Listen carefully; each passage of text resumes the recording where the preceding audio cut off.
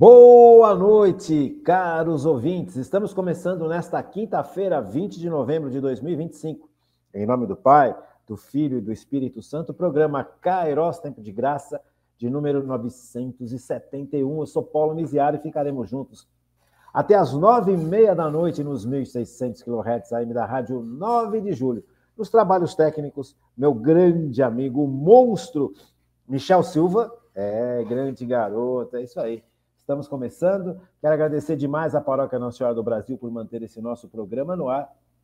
E quero agradecer a você de uma forma muito especial por estar sempre conosco, por rezar pelo programa, interceder o programa, por publicar o programa nas suas redes sociais. Me ajude a evangelizar, me ajude a chegar onde eu não consigo chegar, tá bom?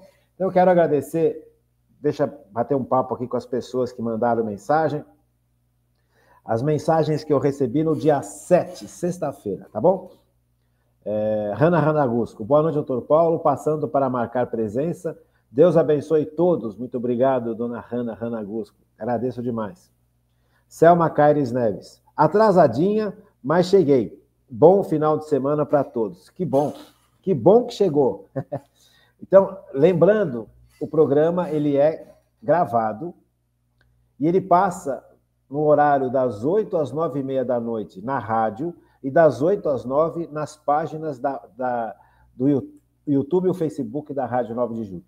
Então, perdão, o programa passa das 8 às 9h30 na Rádio 9 de Julho, nos 1.600 da Rádio 9 de Julho, e o mesmo programa é vinculado nas páginas do YouTube, nas páginas da internet da rádio.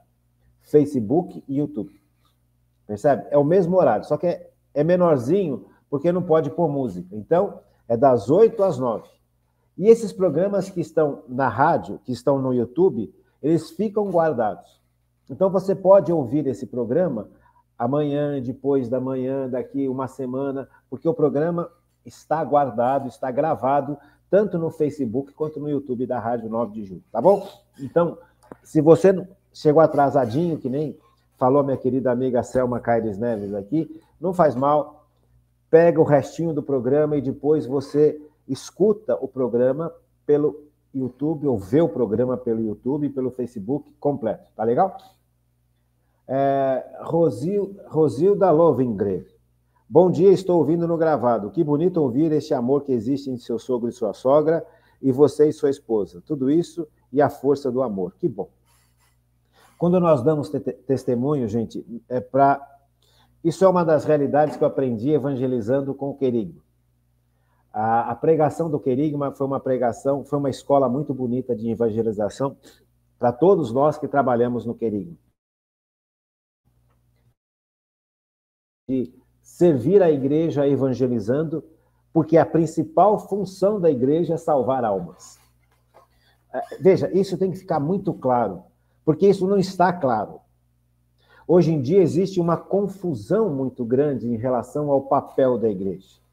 O papel da igreja primordial é a salvação das almas. É levar Jesus para o mundo, para que o mundo possa ser salvo por Cristo. O mundo possa aceitar Jesus e a sua salvação. Veja, Jesus não impõe a sua salvação à humanidade. Ele poderia. Por que ele poderia? Porque ele é criador e dono, criador e senhor. Nós fomos criados para Cristo, fala o Evangelho de São João, e a salvação de Cristo na cruz e ressurreição resgatou a humanidade da escravidão do pecado e por trás da escravidão do pecado, a escravidão do demônio. Veja, então, Jesus paga com o seu sangue o preço para resgatar a humanidade. Então, ele compra a humanidade de volta com o seu sangue divino e humano. Isso é muito importante.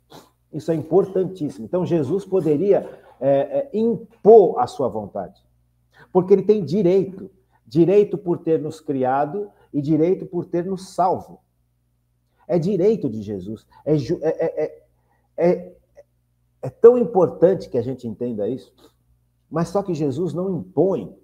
E aqui você percebe que Jesus, ele é misericórdia, ele é amor, ele respeita a nossa liberdade.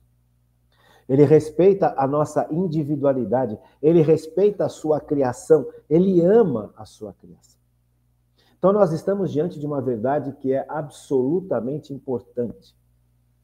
Jesus tem o direito de fazer, mas ele abre mão do direito em nome do amor, em nome do respeito que ele tem pela nossa individualidade e pela nossa liberdade. Fomos criados capazes de pensar e decidir, capazes de analisar e tomar uma decisão e agir.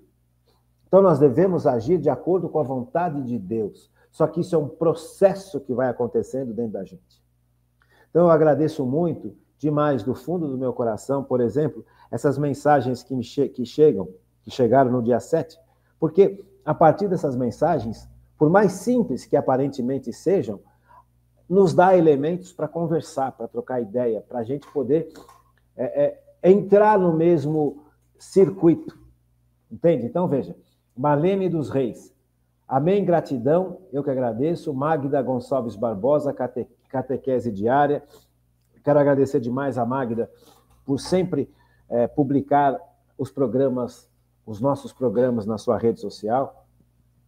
Por favor, publiquem, gente, para que a gente possa chegar a mais pessoas. Então, essa realidade de Jesus ser o Senhor da nossa existência e a realidade de viver para Jesus é uma necessidade de plenitude.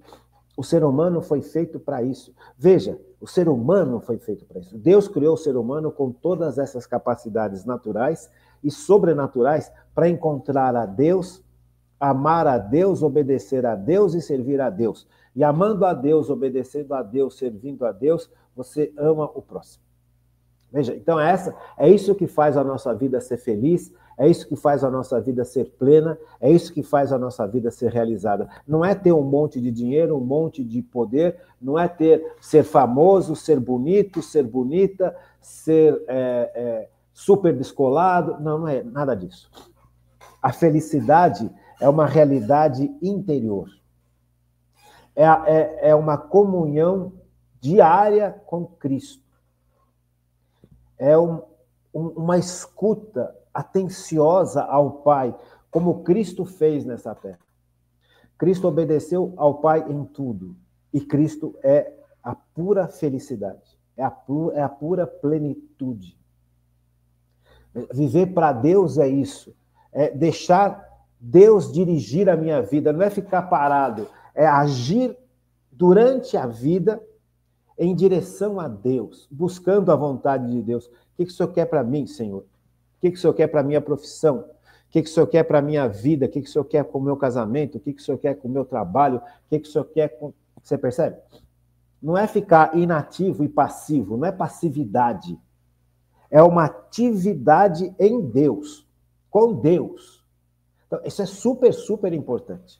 Então, nesse contexto que nós estamos fazendo esse resumo de pontos importantíssimos do Catecismo da Igreja Católica, porque mudou o horário do programa. Então, nós estamos atingindo uma série de pessoas que não tiveram a formação que os outros tiveram.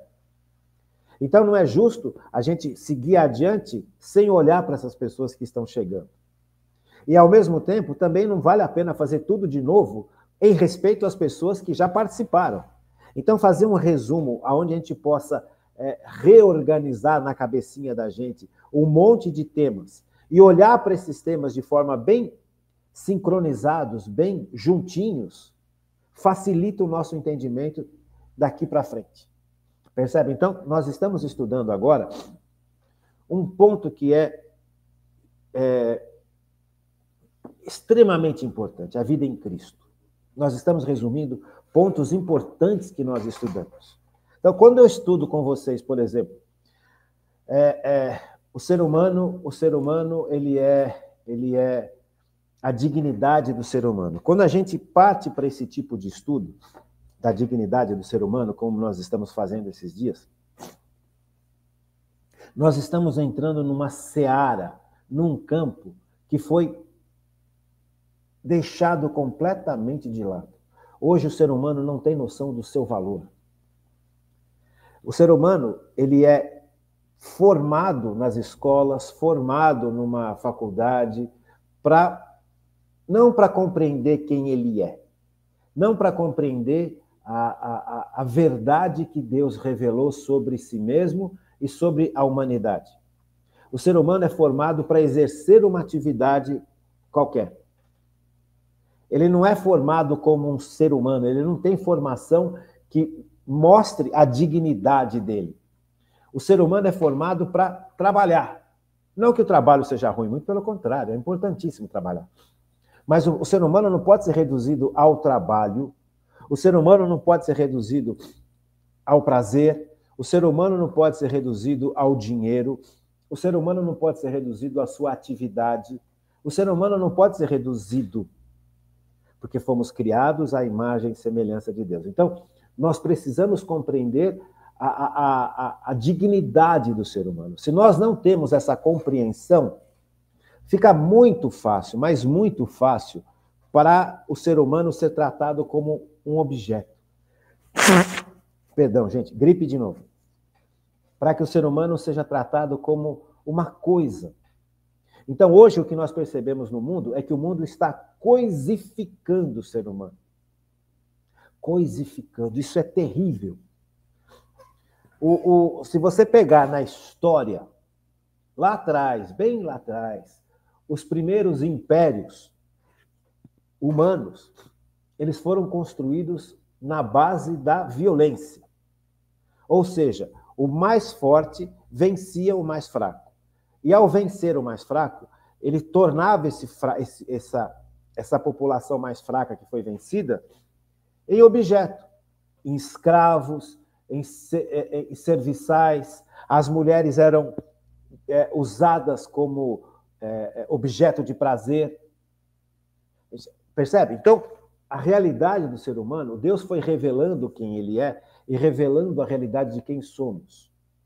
Por isso que no Antigo Testamento é muito violento, porque Deus começa a sua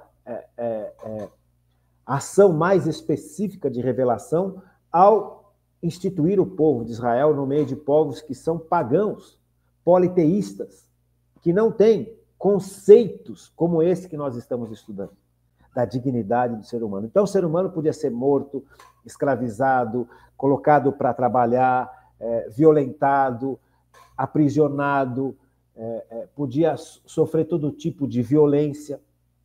Você percebe? Então, essa realidade precisava ser transformada. Deus não pode ficar indiferente vendo a humanidade sofrer as consequências do pecado original e dos pecados pessoais. Então, Deus começa a se manifestar para esse universo de pessoas. Só que esse universo de pessoas são pessoas que estão brutalizadas. Então, pessoas que estão brutalizadas não entendem o sentido da vida e não entendem o sentido de quem são. O que são. Veja, a dignidade do ser humano. Então, esse estudo sobre a dignidade do ser humano, ele é essencialíssimo. Ainda mais nesses tempos de hoje, onde o ser humano voltou a estar brutalizado. Perdeu a consciência da dignidade do próprio ser humano. Então, este resumo ele é importantíssimo, por isso que eu continuei. Porque, para a gente entender, por exemplo, o sentido dos mandamentos, se a gente não tiver plena consciência de que somos dignos, e de que somos filhos de Deus, e de que temos uma missão a cumprir nesse mundo, de que temos que desenvolver tudo aquilo que Deus nos deu como capacidade natural, ou capacidades naturais, e capacidades sobrenaturais, e isso dignifica o ser humano. Mas é necessário que a gente também aprenda a desenvolver. Isso faz parte da dignidade do ser humano. Se nós não soubermos essas coisas todas, nós ficamos perdidinhos e corremos o risco de cair nas mãos de novos impérios que querem dominar o mundo. Então, nós percebemos isso claramente hoje em dia, que existem forças que querem fazer com que o mundo regrida aos tempos de antes do cristianismo. Vejam, por quê? Porque o cristianismo trouxe plena consciência da dignidade do ser humano. Agora, quando existem forças que querem voltar a ter o império do mundo, que querem construir impérios que são globais, que são mundiais, não interessa para essas forças novas e imperiais, que o ser humano saiba quem ele é, saiba da sua dignidade, desenvolva a sua dignidade, ajude os outros a compreender quem são e a desenvolver a dignidade dos outros também. Porque aí é fácil dominar uma pessoa, um ser humano, que não conhece a si mesmo, que não sabe o seu valor perante Deus e o seu valor perante a própria sociedade. É muito fácil você dominar uma sociedade de pessoas que estão... Perdão, não gosto desse termo, mas ele se encaixa. Pessoas que estão alienadas da realidade de quem são. Veja, tem um outro ponto aqui, ó. Então, existe esse ponto negativo. Mas dentro desses grupos que querem dominar o mundo, interessa também endeusar o homem. De um lado, querem destruir a dignidade do homem. De outro grupo, que também age com essa mesma intenção, quer endeusar o homem. E assim tirar a ligação do homem com Deus. Então, veja, são os dois extremos agindo com a mesma intenção. Um grupo, ou alguns grupos, querem que você não saiba o seu valor. Outros grupos querem que você aprenda que você tem valor, só que de forma equivocada. Por quê? Porque os dois servem para o mesmo fim. Domínio. Se o ser humano se acha autossuficiente, um verdadeiro Deus aqui na Terra, ele não precisa do Deus verdadeiro. Ele se afasta do Deus verdadeiro. Então, o ser humano que se afastou do Deus verdadeiro, se afastou da força de Deus, do amor de Deus, da misericórdia de Deus, da ação do Espírito Santo, coisa que nós estamos estudando há anos. Por que nós estudamos o Catecismo da Igreja Católica? Porque nós precisamos estar em Deus. Porque Deus é a nossa força, Deus é a nossa luz, Deus é a nossa salvação, Deus é o nosso perdão, Deus é a nossa misericórdia, Deus é a nossa justiça. Sem Deus, nós estamos perdidinhos, gente. Então, você tem várias maneiras de afastar as pessoas de Deus. Essas duas são terríveis. Primeiro, fazer com que o ser humano se sinta um nada. E segundo, achar que o ser humano é Deus. Serve para o mesmo fim. O fim é afastar a humanidade de Deus para dominar a humanidade. Porque na medida em que o ser humano se sente autossuficiente, ele perde força, ele perde resistência, ele perde presença de Deus, ele perde o conforto, no bom sentido, de ter um Deus que toca o seu coração.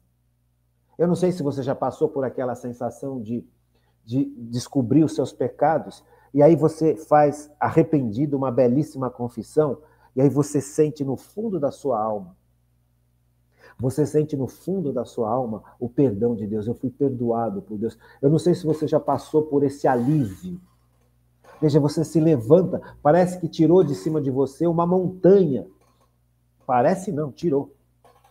Então veja, essa experiência humana de ser perdoado, de ser sustentado por Deus, é essencial na nossa vida.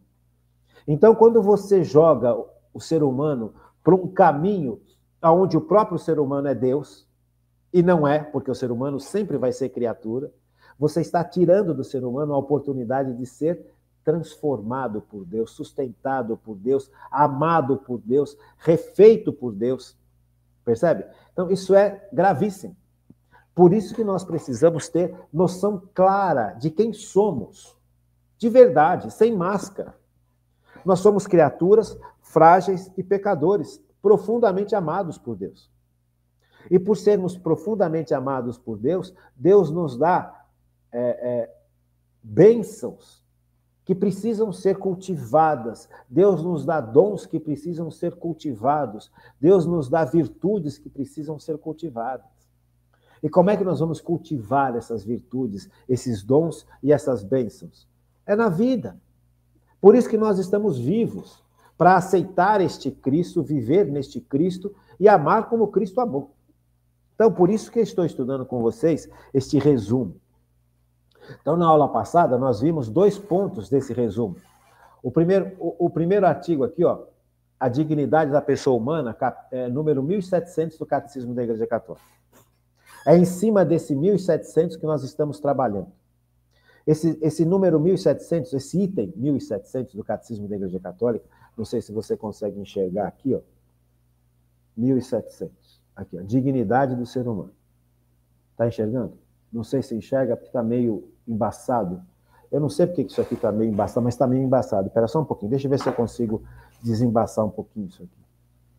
Vê se melhorou. Acho que melhorou um pouco, né? Então, veja. Então, esse 1700 aqui, ó, do Catecismo da Igreja Católica, ó, 1700. Dignidade da pessoa humana. Então, para quem está vendo pela internet e consegue enxergar, é um parágrafo grande. Então, quais são os pontos que dignificam o ser humano? Aqui tem 8 pontos. Nós já começamos a ver 2. Vamos ler os 8 para a gente entender o que nós estamos fazendo. Por isso que é importante que você tenha o seu catecismo da Igreja Católica. Por isso que é importante que você tenha a sua Bíblia, para a gente poder estudar. Não tem como estudar o catecismo se você não tiver o catecismo, se você não ler o catecismo. Eu não vou poder, num resumo, explicar tudo o que eles estão explicando aqui. Então é importante que você leia o catecismo. Estude, pegue caneta, pegue marcador de página, escreve e passa traço e marque o que te tocou. Veja, o que dignifica a pessoa humana. Vamos ler os 8 itens, porque nós vamos trabalhar esses 8 itens. Porque é necessário entender a dignidade do ser humano na sua plenitude. O ser humano ele não é só digno porque ele foi feito à imagem e semelhança de Deus, como nós vimos na aula passada. Ele também é digno porque ele realiza a sua vocação de bem-aventurança, ou seja, nós também vimos isso na aula passada. O ser humano, ele tem um final, um fim. Qual que é o fim? O céu. Você percebe? Isso é importantíssimo. Isso foi a aula passada, e essa aula passada ela é básica. Se você não assistiu a aula passada, por favor, assista. Volta lá, vai lá para a internet, acessa a Rádio 9 de Julho na internet, está lá, Facebook e YouTube da Rádio 9 de Julho. Acesse a aula passada, 970. A aula passada foi ontem, 970. Hoje nós estamos na aula 971. Então, esses 8 itens é que revelam para nós a nossa dignidade. Então, o mínimo que a gente precisa saber sobre esse tema é esse resumo. E como é resumo, eu não vou poder olhar todos os itens. Cada um desses 8 itens é muito bem explicadinho no Catecismo da Igreja Católica. Cada um deles. Só que eu não vou poder ver um por um com você, porque é um resumo. Então é importante que você leia. É importante que você estude, é importante que você risque. É importante que você passe a caneta, faça um resumo, tenha um caderno onde escrever. Gente, isso é o mais importante da vida da gente. Não tem nada mais importante do que o ser humano descobrir que o lugar dele é o céu. E é para lá que todos nós devemos ir. Só que nós temos a liberdade. Nós podemos e devemos ir para o céu, mas com a escolha que fizermos durante a vida pode nos levar para o inferno.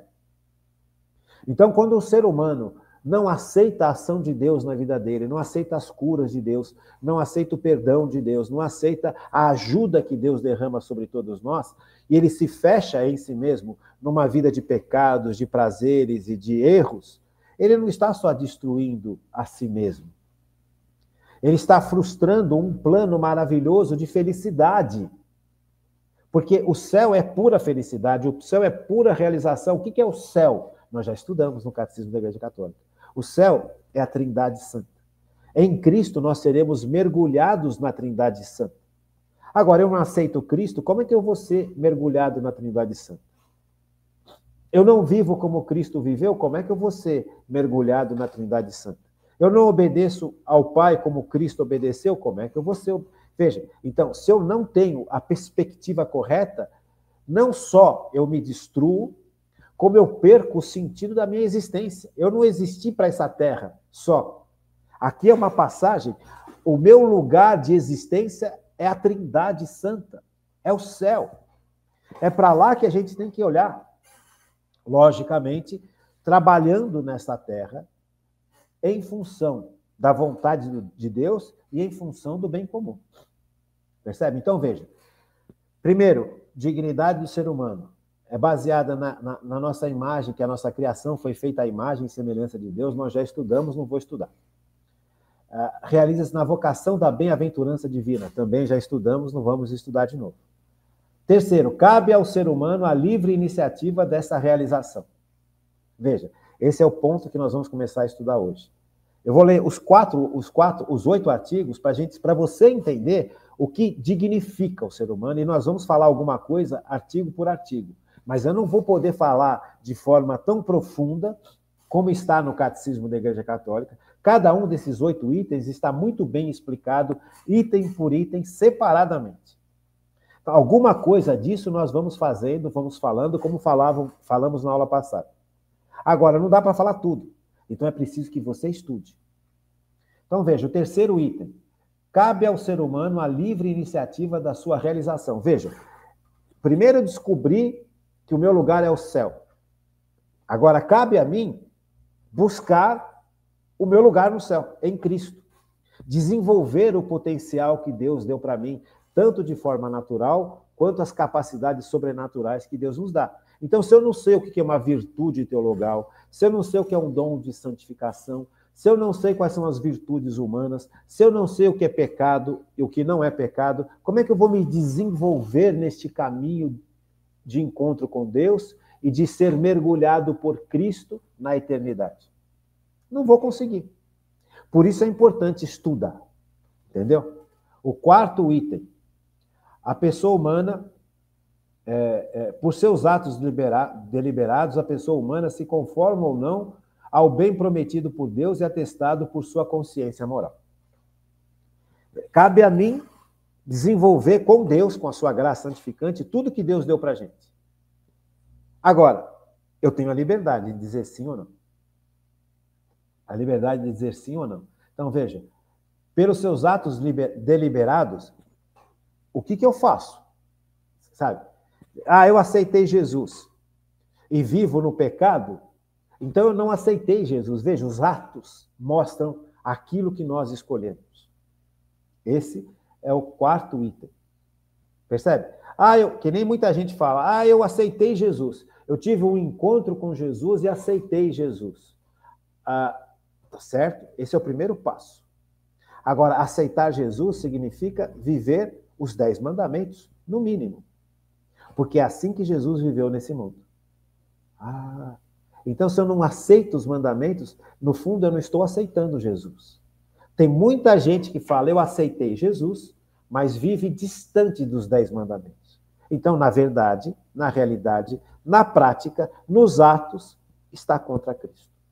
E tudo aquilo que está contra Cristo está contra aquele que nos salva, aquele que nos ajuda, aquele que nos cura, aquele que vai nos mergulhar no poder do Espírito Santo, na Trindade Santa, no céu. Então é incoerente. O pecado, ele tem essa incoerência, ele nos afasta do bem, nos afasta do amor, nos afasta da verdade. O pecado, ele é irracional e incoerente. Então veja, os meus atos são importantes. Não basta só o querigma, o primeiro anúncio. Quando eu descubro Jesus, quando eu descubro a salvação, quando eu descubro o amor de Cristo. Não basta só isso. Isso é importantíssimo, esse é o primeiro passo. Mas é necessário que eu conforme a minha vida a Cristo. Conformar. Quem vai conformar a minha vida a Cristo? Quem vai me ajustar a minha vida à vida de Cristo? Quem vai ajustando a minha vida é o Espírito Santo. Então, se eu não deixar o Espírito Santo guiar os meus atos, não só as minhas decisões, mas os meus atos, eu estou vivendo uma vida incoerente. Então, isso vai contra a dignidade do ser humano, porque o ser humano foi criado para ser santo e feliz. Percebe como isso é importantíssimo? Importantíssimo. Artigo 5º. As pessoas humanas se edificam e crescem interiormente. Fazem de toda a sua vida sensível e espiritual matéria de crescimento. É o que eu falo sempre para vocês. Veja, é viver a vida em Cristo. tudo que fazemos nesse mundo, ou fizermos nesse mundo, ou iremos fazer nesse mundo, tem que ser feito em Cristo, como Cristo quer que seja feito, e junto com Cristo, porque é Cristo quem nos dá força e entendimento para compreender o que tem que ser feito. Veja, eu tenho que fazer um regime. Um exemplo. Eu descobri que eu preciso... Como é que eu descobri que eu preciso fazer um regime? Porque, além de estar muito gordo, eu fui ao médico, o médico me mandou fazer uns exames e percebeu que a minha glicose, que é o açúcar no sangue, está altíssimo. E a glicose, esse açúcar no sangue altíssimo, traz consequências sérias para o meu corpo. Eu posso vir a ter problemas seríssimos de saúde, até mesmo um pouco mais lá na frente acabar falecendo, por causa disso. Então eu levei um choque. Puxa vida, tem alguma coisa errada na minha vida, então eu preciso reverter isso. Como é que eu vou reverter isso? Fazer um regime. Vou deixar de comer coisas e colocar outras coisas no lugar. É fácil? Claro que não. Claro que não. Mesma coisa na vida da gente.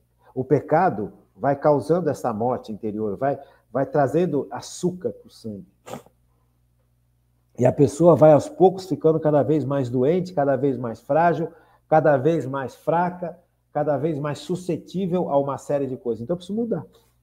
Quem vai me dar forças para fazer essa mudança de vida, senão Cristo? Através da vida de oração, da vida dos sacramentos, da ação do Espírito Santo. Sem a ação da graça que nos santifica, nós não temos essa força para mudar de vida, se estamos presos ao pecado. E quando não estamos presos ao pecado, para nos manter longe do pecado, também é necessário a força de Deus.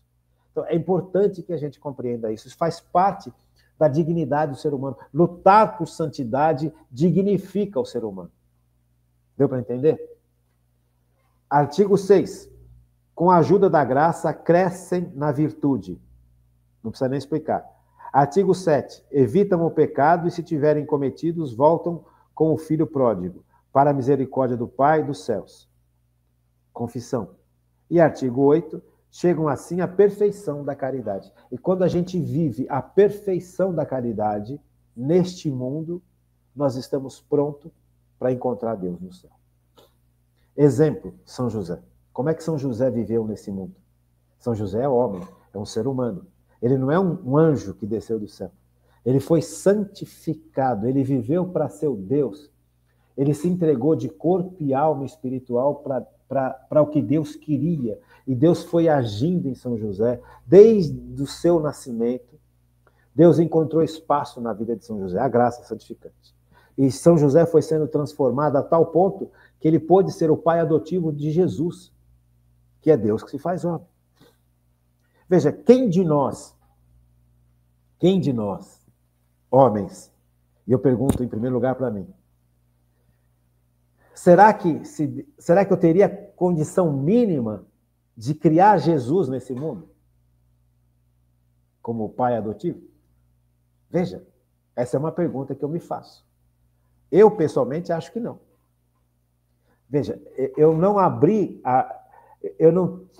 tive a abertura que São José teve à ação do Espírito Santo. Por mais que eu lute para ter, São José teve uma graça santificante que ele permitiu que agisse de forma muito mais plena do que eu. Tanto é que de todos os homens do mundo, o escolhido foi São José, para ser o pai adotivo de Jesus, porque ele viveu para o seu Deus, assim como a Virgem Maria. Então é importante que a gente tenha essa perspectiva, é importante que a gente saiba mais ou menos para onde a gente está indo. Então, esses temas daqui para frente são temas que vão nos obrigar a estudar coisas tipo as virtudes, os dons e os mandamentos. Você compreende? Então, isso aqui é uma visão globalizada, positiva de tudo aquilo que nós já estudamos. Entende? Então, nós vamos fazer esse resumo. Estamos fazendo esse resumo com essa ideia, com essa perspectiva. E a partir do momento em que nós temos todas dá licença, que nós temos todos esses programas gravados, desde o primeiro, na mudança de horário, se você verificar legal, você vai perceber que lá no YouTube da Rádio 9 de Julho, no Facebook da Rádio 9 de Julho, eu tenho todos os programas, praticamente, da rádio. Mas os programas que começaram a partir das 8 horas da noite estão sequenciados. Veja, então, quando você tiver todos esses programas sequenciados, esse resumo todo gravado, você tem uma formação gravada do Catecismo da Igreja Católica. Vou repetir. Nós temos todos os programas do Kairos Tempo de Graça, praticamente todos, que estão gravados no Facebook e no YouTube, desde o primeiro, lá o número 1. Até nós chegarmos quando mudou o horário. O horário era mais tarde. E passou a ser agora das 8 da noite às 9h30 pela rádio. Então, esses programas que começaram das 8 às 9h30 são resumos de tudo que nós já estudamos no Catecismo. Então, quando nós estivermos terminado esse resumo, quando nós começarmos a estudar a história da igreja, este resumo vai estar totalmente gravado na Rádio 9 de Julho e o acesso vai ser um acesso muito mais fácil para você estudar. Porque tem o resumo, as aulas todas em resumo, e as aulas todas passadas. Então, você vai ver o resumo, vai estudar o resumo, e se quiser se aprofundar, você vai nas aulas que foram dadas desde o comecinho, que também estão guardadas. Veja, então é um estudo, não digo completo, porque não tenho essa competência, mas um estudo abrangente do Catecismo da Igreja Católica. Deu para entender? Então, hoje nós vamos ler, estudar um pouquinho sobre este ponto.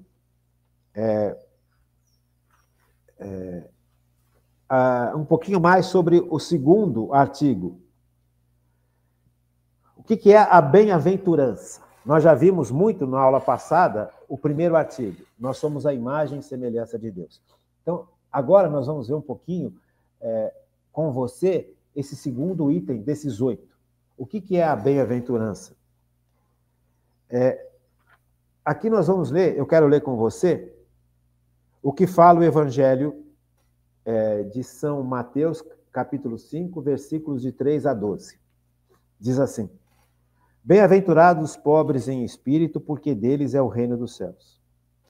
Bem-aventurados os mansos, porque herdarão a terra. Bem-aventurados os aflitos, porque serão consolados. Bem-aventurados os que têm fome e sede de justiça, porque serão saciados. Bem-aventurados os misericordiosos, porque alcançarão misericórdia. Bem-aventurados puros de coração, porque verão a Deus. Bem-aventurado os que promovem a paz, porque serão chamados filhos de Deus. Bem-aventurados os que são perseguidos por causa da justiça, porque deles é o reino dos céus. Bem-aventurados sois vós quando vos injuriarem e vos perseguirem, e mentindo, disserem todo o mal contra vós por causa de mim. Alegrai-vos e exultai, porque é grande a vossa recompensa nos céus. Então, aqui é o discurso mais importante de Jesus. Jesus está esclarecendo para a humanidade o que faz a humanidade ser feliz. E se você analisar o discurso da bem-aventurança, e isso dignifica o ser humano, vai contra o que o mundo ensina. O que fala a primeira bem-aventurança? Aqui, ó, a primeira bem-aventurança fala assim: bem-aventurados os pobres em espírito, porque deles é o reino dos céus. O que mais nos ensinam hoje em dia? Feliz, bem-aventurado significa feliz. Então, podia-se dizer felizes os pobres em espírito, porque deles é o reino dos céus. O que o mundo nos ensina para ser feliz? Ser pobre em espírito significa depender de Deus. O mundo fala que você vai ser feliz se você for rico e independente de Deus. E Jesus vem e fala: feliz é quem é pobre, feliz é quem depende de Deus, quem reconhece que depende de Deus para tudo. Quem se reconhece nessa pobreza, nessa total dependência, pertence ao reino de Deus. Foi colocado por Cristo, aceitou o reino de Deus na sua vida. Porque a felicidade não está na riqueza, a felicidade não está na independência de Deus, é o contrário. Veja, aqui não é uma questão econômica. Hoje nós vivemos na igreja uma visão muito ideológica, não da igreja como um todo. Grupos na igreja, dentro da igreja, têm uma visão muito ideológica do discurso de Jesus e das coisas de Deus. Quando Deus se revela para o mundo, quando Deus, e o ápice da revelação é Jesus Cristo, não existia ideologia. Não existia capitalismo, não existia comunismo, não existia socialismo, não existia nada disso. Então você não pode ler a palavra de Deus e a história de Jesus através de uma visão ideológica. Então, a visão ideológica, por exemplo, é colocar como pobre não aquele que reconhece a sua miséria, não aquele que reconhece que depende de Deus para tudo. A visão ideológica de muita gente dentro da igreja hoje o pobre é aquele que não tem dinheiro, é o oprimido. Veja, essa visão, além de ser distorcida, porque Jesus não falou isso, o que Jesus quis falar da pobreza não foi exclusivamente pobreza financeira, é pobreza no sentido de dependência de Deus, se reconhecer criatura, reconhecer que as forças do mundo não são capazes de nos realizar, de nos satisfazer e de nos trazer plenitude. O que nos traz plenitude e felicidade é a vivência em Deus. Então, reduzir esse conceito mais profundo de pobreza a só pobreza econômica é erro, e é erro grave. E muitos de nós aprendemos isso e repetimos esse erro grave. Então, veja como é importante. Bem-aventurados os pobres em espírito. Os pobres em espírito, talvez a pessoa possa ser riquíssima financeiramente falando, mas mesmo ela sendo riquíssima, ou ele sendo riquíssimo, ele pode ou ela pode reconhecer que depende de Deus para tudo, que não depende do dinheiro. O dinheiro não traz a segurança, o dinheiro não é a segurança desse rico financeiro ou dessa rica financeira. Isto é pobreza espiritual. Eu conheço muita gente que é muito rica, mas muito rica, mas rica financeiramente falando, e tem uma vida de dependência total a Deus e uma vida de desapego ao dinheiro. O dinheiro não se tornou um ídolo na vida dessa pessoa. O dinheiro não dominou essa pessoa. Essa pessoa não vive por causa da riqueza dela, não vive em função da riqueza financeira dela. Essas pessoas vivem em função de Deus. Elas usam a riqueza dela para o bem dela, para o bem da comunidade, para o bem das pessoas. Tem muita gente pobre financeiramente que é extremamente orgulhoso, que acha que não depende de Deus para nada e que pode resolver os seus problemas todos só com revoluções e revoltas. Isto vai contra a primeira bem-aventurança. Por isso que é importante a gente sair dessa visão ideológica. Veja, Jesus não era ideólogo de partido nenhum. Jesus não era comunista, Jesus não era socialista, Jesus não era capitalista, Jesus não era imperial, Jesus não era nada disso. Jesus é Deus que se fez homem. Então, quando nós analisamos a palavra de Deus, nós não podemos analisar a palavra de Deus baseado em ideologias, seja elas quais forem. Deus não é Jesus não foi um revolucionário. Jesus não veio para destruir as estruturas do poder. Jesus veio para destruir a estrutura do pecado. Percebe? Então é o pecado que destrói o ser humano. Um ser humano que não tem vida em Deus não sabe viver com o dinheiro e não sabe viver sem o dinheiro. Então, no fundo, esse ser humano que não tem Deus tem o dinheiro como seu ídolo, porque deseja com todas as forças ter dinheiro. Então, o que move esse ser humano é o dinheiro. E não tem dinheiro. E é pobre. E se diz pobre financeiro. É pobre financeiro porque não tem dinheiro. Mas a vida desse pobre financeiro é ganhar dinheiro, é ter dinheiro, é viver na falsa segurança que o dinheiro traz. Então, essa pessoa não é pobre. Ela não tem dinheiro. E compreende? Então, essas coisas que nós precisamos superar para entender a dignidade do ser humano. Deu para entender? Então, vamos lá, gente. Vamos voltar para o segundo bloquinho aqui, né? Então, bem-aventurados os mansos, porque herdarão a terra. No mundo de violência, em que o ser humano é incentivado a ser cada vez mais violento, a ser cada vez mais brutal, né? Aonde as pessoas confundem a masculinidade com machismo, a feminilidade com feminismo radical. Percebe? A violência não vai resolver. A revolução não vai resolver. O que resolve é a ação de Cristo no coração da humanidade. Ah, mas e o que nós vamos fazer diante das injustiças? Nós vamos lutar contra as injustiças, não com violência, não com mais revolta, não com rebeliões. Não vai resolver. O que resolve é você viver essa mansidão que Cristo ensina. É compreender que por trás de tudo isso existe uma força maior que é Deus.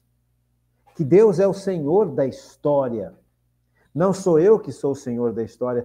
Não são as minhas atitudes que vão refazer este mundo. Não são as minhas possibilidades humanas que vão dominar o mundo. O que vai dominar o mundo, o que domina o mundo, é Deus. Deus é o Senhor da história.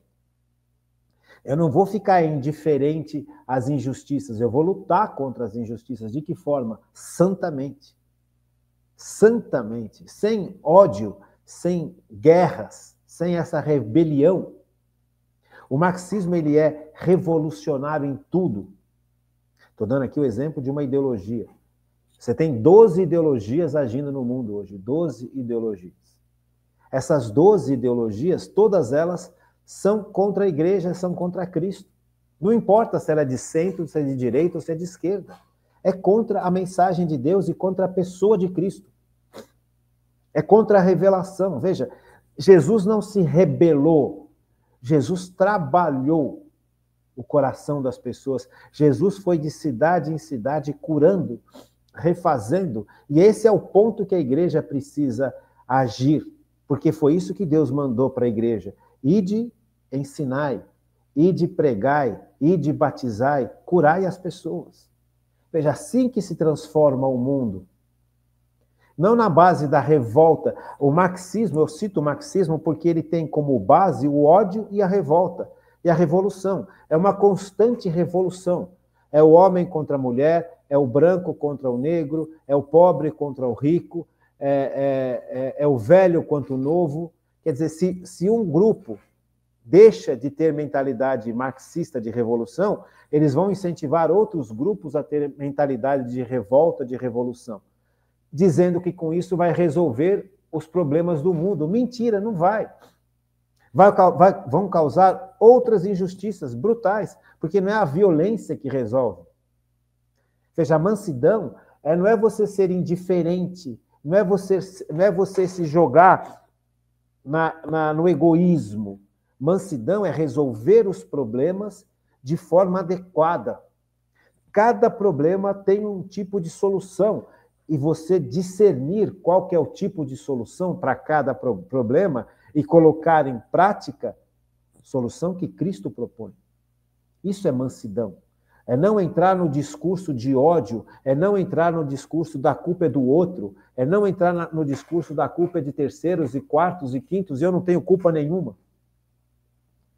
Você percebe? A mansidão vem de uma capacidade sobrenatural.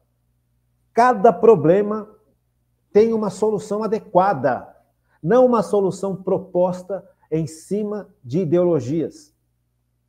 Então, você ter a mansidão é você estar nas mãos de Deus.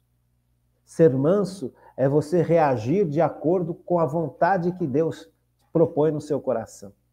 Não é querer fazer a história com as minhas mãos. Entende? Isso é muito importante. Então, veja, são essas verdades que nós fomos estudando ao longo desses anos todos, que estão guardadas no estudo do Catecismo da Igreja Católica e que estão guardadas nos programas do Kairos Tempo de Graça. Nesse resumo, nós estamos juntando tudo, tá bom? Então, veja, bem-aventurados os que têm fome e sede de justiça, porque serão saciados. O que é justiça? Justiça é você se deixar ajustar por Deus. Essa é a definição de justiça mais profunda e mais cristã possível. Humanamente falando, justiça é dar ao próximo aquilo que é devido ao próximo, aquilo que o próximo tem direito. Isso é justiça. A justiça cristã vai além. A justiça cristã insiste que a gente possa dar ao próximo não só aquilo que ele tem direito, mas aquilo que é nosso, aquilo que faz parte da vida da gente. Então, por exemplo, veja, a pessoa tem uma facilidade de ensinar.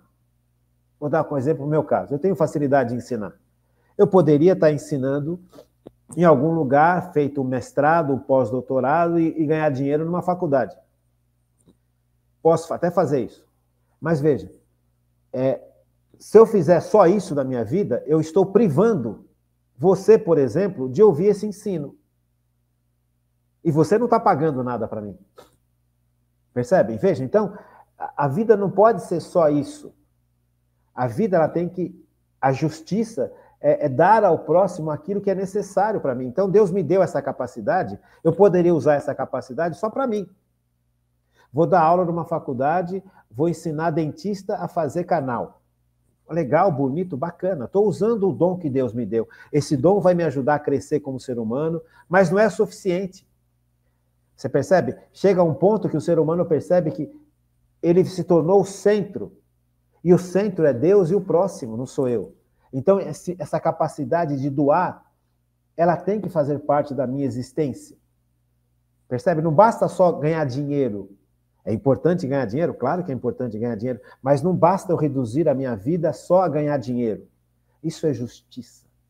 É dar ao próximo o que lhe é devido, é dar ao próximo aquilo que tenho na minha vida, que serve para mim. Então, veja, se eu fosse... eu seria um homem injusto, humanamente falando, se eu estivesse só dando aula de canal numa faculdade? Não. Mas eu não estaria completando o sentido mais profundo da justiça.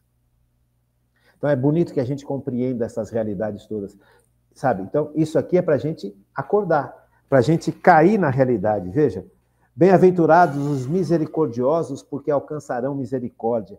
É tudo ao contrário que Jesus ensina do que o mundo vive hoje.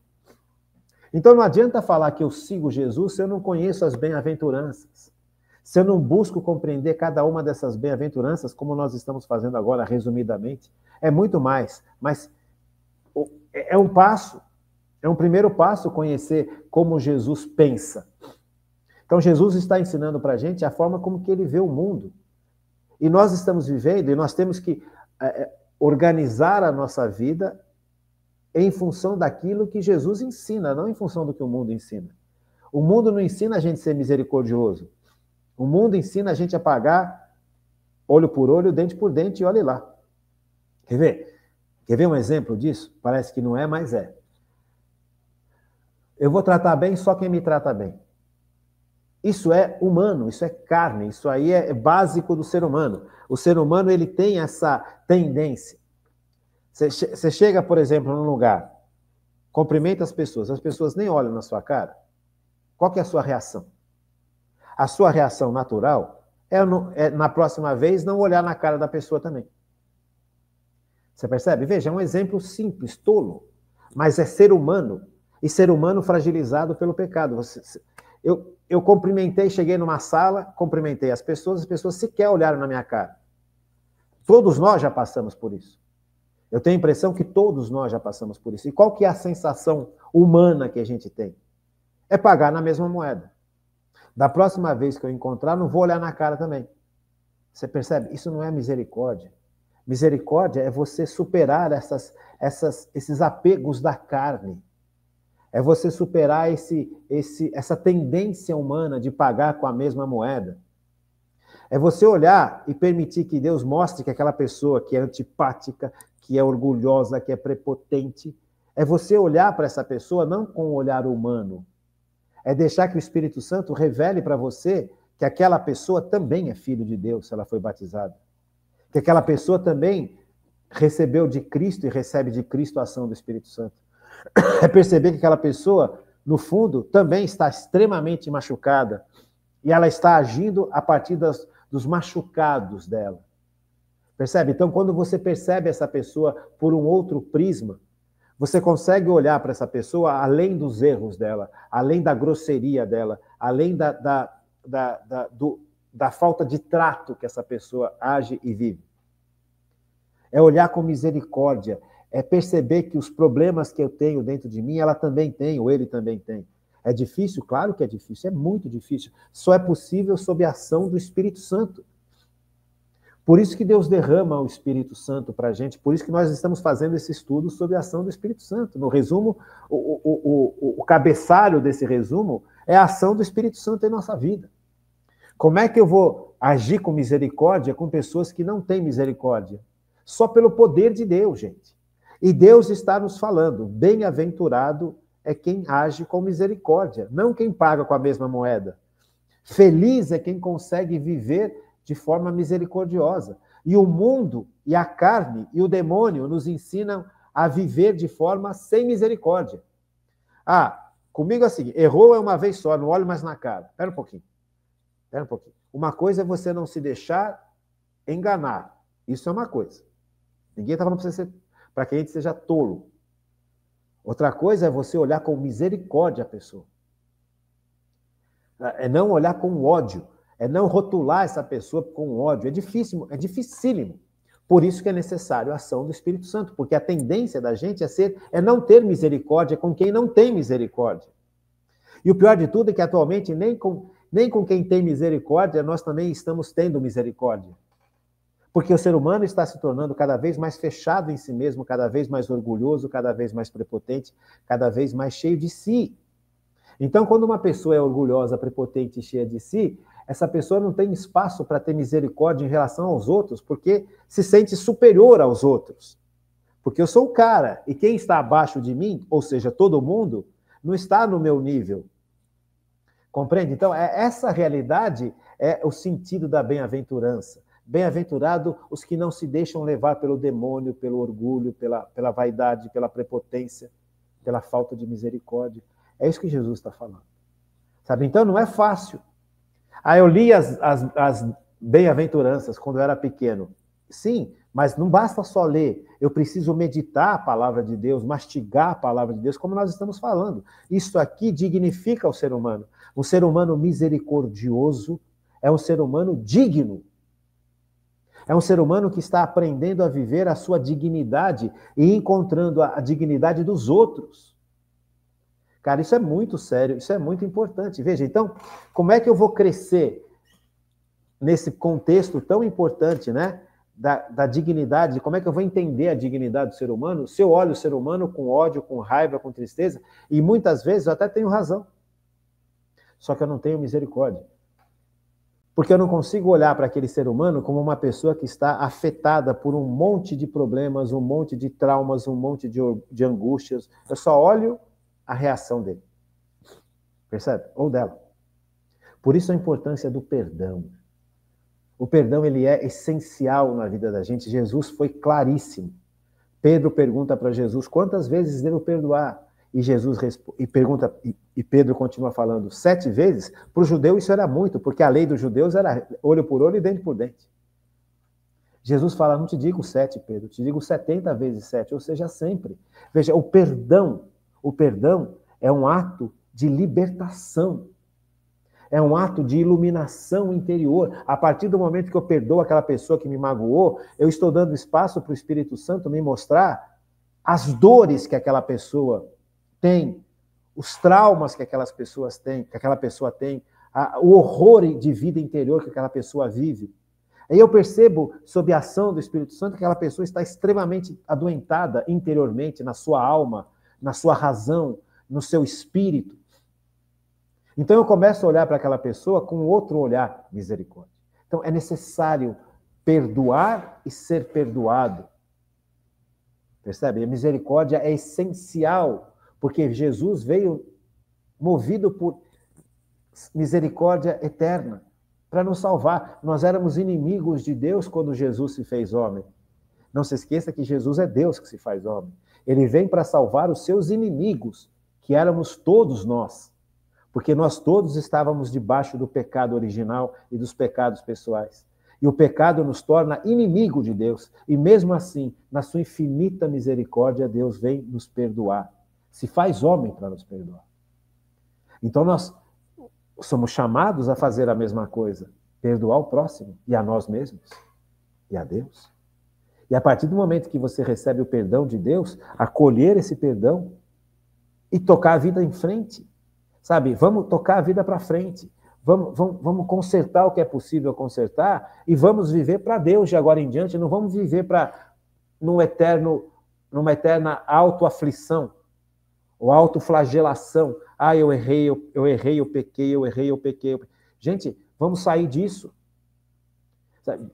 Quando nós estamos realmente com o coração contrito e buscando não pecar mais, e assim buscando o perdão de Deus, Deus passa a borracha.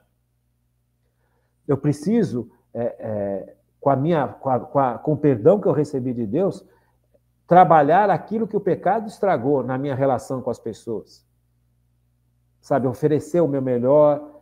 Enfim, eu preciso consertar o que o pecado desajustou na minha vida e na vida dos outros a partir do meu pecado. Mas seguir à frente, seguir adiante. Agora eu quero andar com Deus, eu não quero mais tomar decisões erradas, não quero mais pecar. Você compreende? Então, a base do perdão ela é essencial na vida da gente. Então, a misericórdia ela é base essencial de salvação. Bem-aventurados puros de coração, porque verão a Deus. Bem-aventurados puros de coração. Gente do céu. Bem-aventurados os puros de coração, porque verão a Deus. Que coisa, que bem-aventurança fantástica.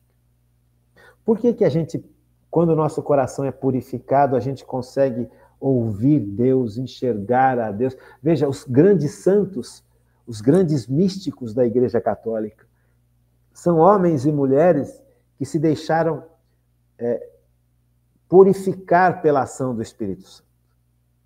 E essa purificação foi tão profunda em todos os níveis do ser humano, no corpo, na alma, alma espiritual, deixou que o Espírito Santo fizesse essa obra de reconstrução.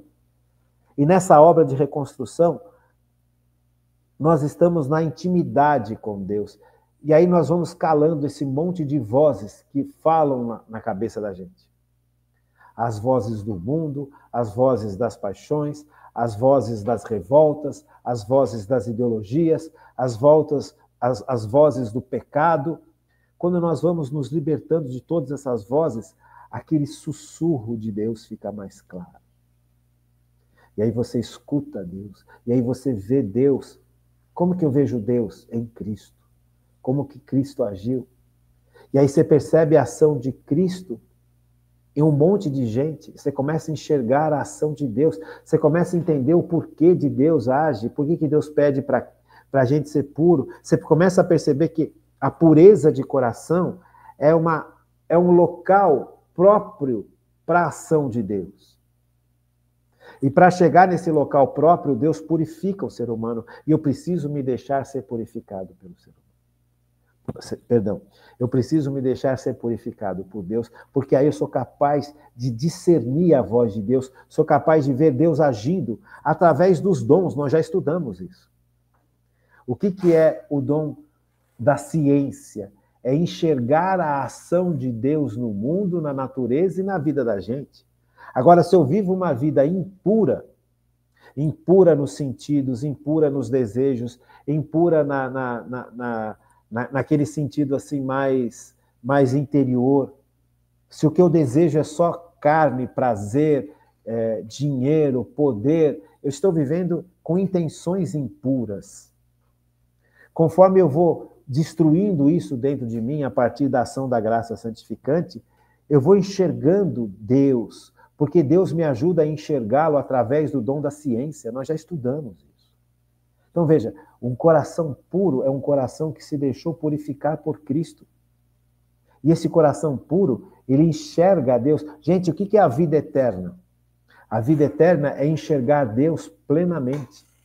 E Deus é tão belo, é tão maravilhoso, é tão lindo, é tão glorioso, é tão fantástico, que isso vai saciar o ser humano para sempre. Então, você enxergar a Deus é felicidade extrema. Então, a pureza, ela nos traz uma felicidade extrema que já começa na terra. Quando eu estiver no céu, e você também, nós vamos ver Deus face a face. Mas a pureza, ela me permite enxergar Deus, não face a face, mas começar a enxergar Deus de forma através do dom da ciência. Eu fui feito para enxergar a Deus. Você foi feita para enxergar a Deus. Então eu queria terminar esse programa.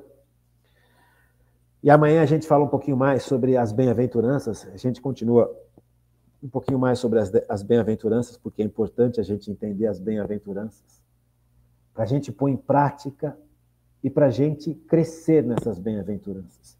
Veja, deixa eu perguntar uma coisa para você. Você já fez um estudo mais detalhado sobre as bem-aventuranças? Você já pegou essas bem-aventuranças, que está aqui no Evangelho de São Mateus, capítulo 5, versículos de 3 a 12. Pega essas bem-aventuranças, e analisa cada uma delas, como nós estamos fazendo aqui, só que de forma mais profunda, gente. Aqui é só um en passant, é um resumo. Analisa essas bem-aventuranças e perceba o que falta na vida da gente.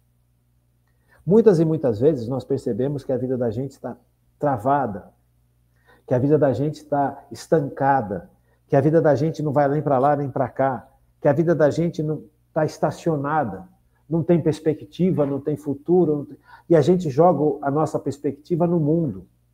Ah, se eu ganhar dinheiro, minha vida vai ser melhor. Ah, se eu mudar de emprego, minha vida vai ser melhor. Ah, se eu me casar, minha vida vai ser melhor. Ah, se eu arrumar uma outra namorada, minha vida vai ser melhor. Ah, se eu arrumar um outro emprego, minha vida vai ser... Será?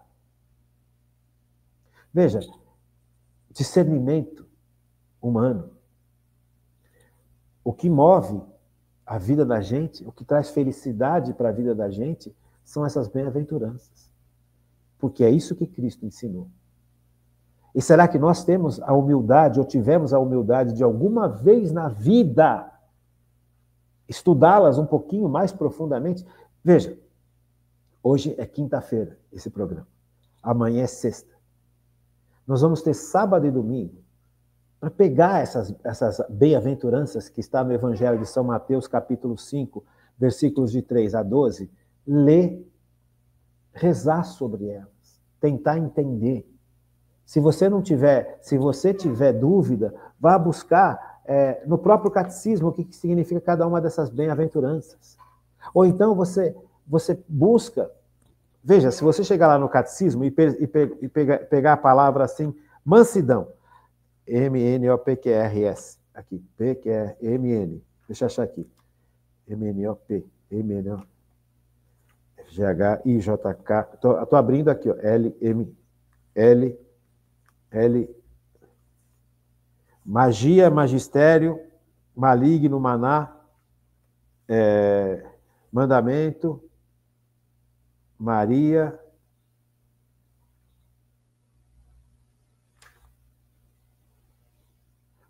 busca no catecismo a palavra mansidão. O que é ser manso? Veja, busca no dicionário o que é ser manso, busca no Google o que Cristo quis dizer com mansidão. Aprofunda isso, gente, porque é extremamente importante.